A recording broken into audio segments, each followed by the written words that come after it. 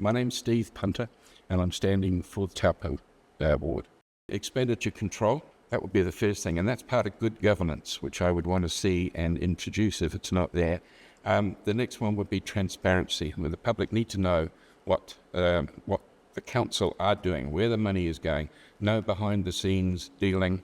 Like a good example is the joint management agreement. I would want to see public consultation on that.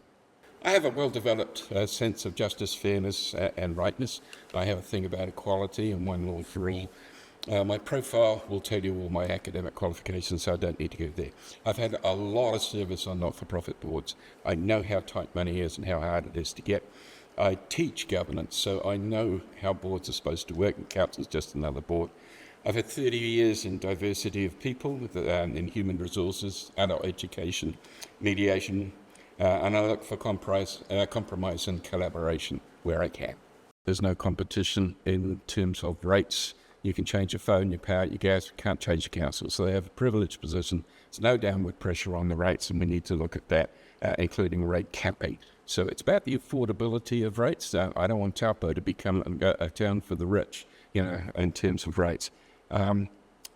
We also need to put aside money for the future, which I'm not sure we're doing. We're going to have a new bridge over the Waikato sooner or later.